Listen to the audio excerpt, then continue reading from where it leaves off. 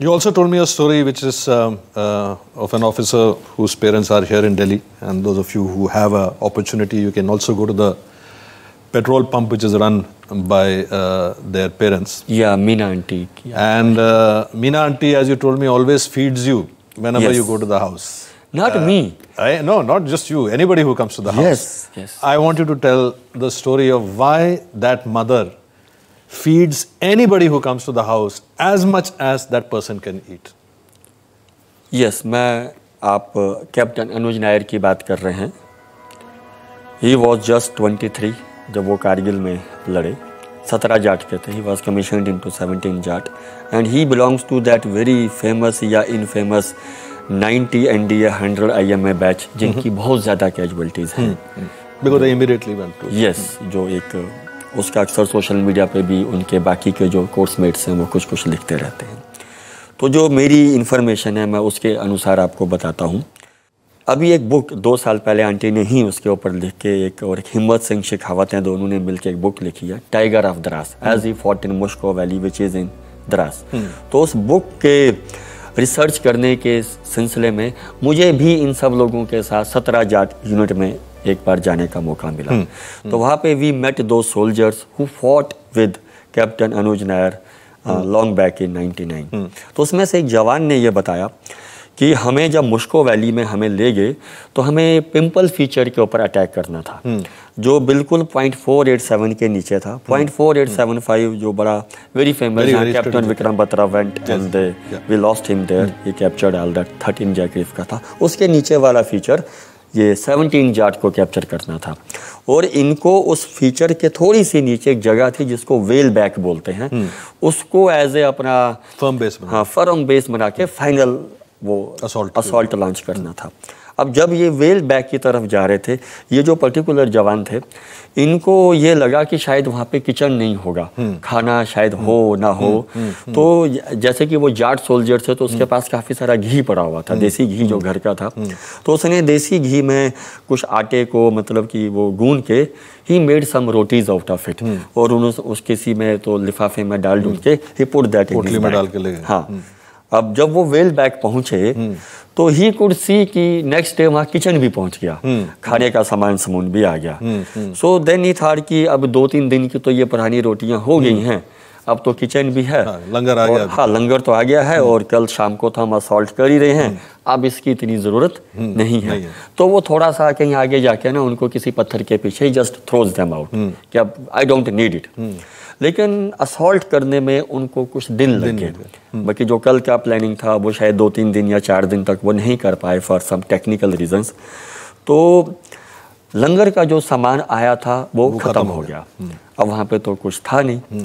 तो असॉल्ट से 1 दिन पहले अनुज नायर सभी को पूछता है कि यार किसी के पास कुछ खाने का है क्या.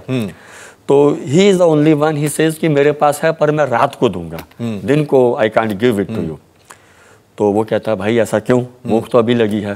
तो ये सेज कि वो जहाँ पे पड़ा है अगर मैं लेने जाऊँ तो I will be hit by the enemy soldiers.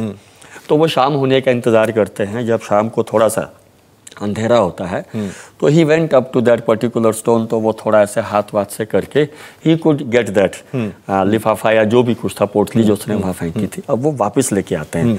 वो रोटियाँ वो कहते हैं कि वो इतनी सख्त हार्ड हो गई थी कि वो अब दांत से तोड़ नहीं सकते. तो इन्होंने उसको पत्थर पे रख के उसको पत्थर से समझो कूटा, उसको दोबारा एक आटे की फॉर्म में लेके आए, उसको थोड़ा पानी से ऐसे घोला या गीला किया एंड दे एट इट.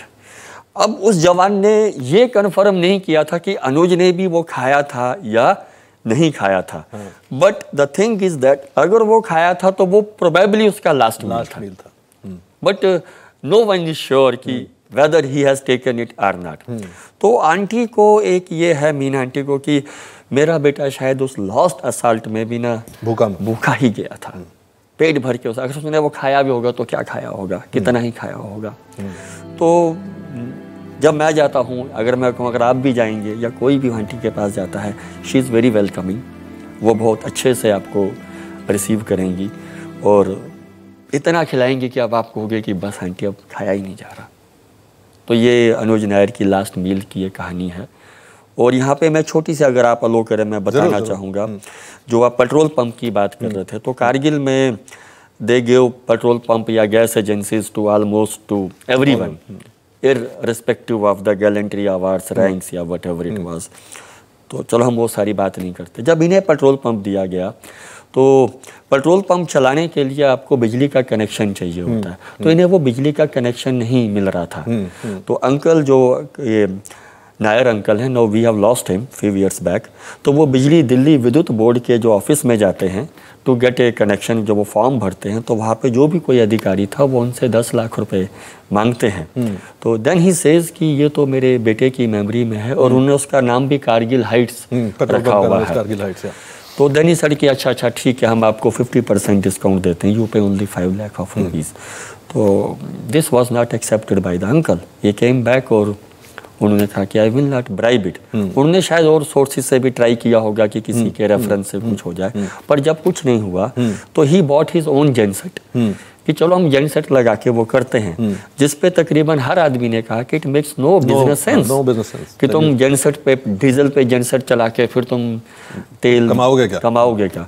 तो sir this is not for earning, ये कारगिल हाइट्स है, तो अब अनुज नायर का पेट्रोल पंप है तो वी शुड रन इट, अब हम इसको बंद भी नहीं कर पाएंगे। तो जब उन्होंने वो जेनसेट पे चलाना शुरू किया तो एक दिन दिल्ली विद्युत बोर्ड का very senior officer, probably the chief, came to that petrol pump in his car, और जैसे कि कार में तेल भरते हैं, तो then he said to that uncle कि पैसों के लिए या पेट्रोल पंप के लिए कोई भी किसी का बाप या बेटा बन जाता है, क्या प्रूफ है कि अनुज नायर आपका बेटा था। This was told to the father. तो अंकल सेड कि वेट फॉर ए मिनट। तो अंकल वहाँ पास में ही उनका ऑफिस था या घर था, तो एक वो ब्रीफ केस लेके आए, उसमें 2 फोटोग्राफ्स थी। He showed him the 2 photographs. He said this is the first photograph clicked in 1975 when Anuj was born, और पहली बार जब मैंने उसको गोद में लिया हुआ है। And the second photograph was in 99 when we last Anuj Nair. तो अंकल ने कहा था कि मैं उसको ना उठा के उसके रूम में थोड़ी देर के लिए लेके गया था कि let him be in his room for a while. तो उसका भी शायद किसी ने फोटोग्राफ क्लिक किया होगा। He said these are the 2 photographs. If these 2 photographs can't prove कि that he was my son, I am afraid no father can prove कि that so and so is his sun.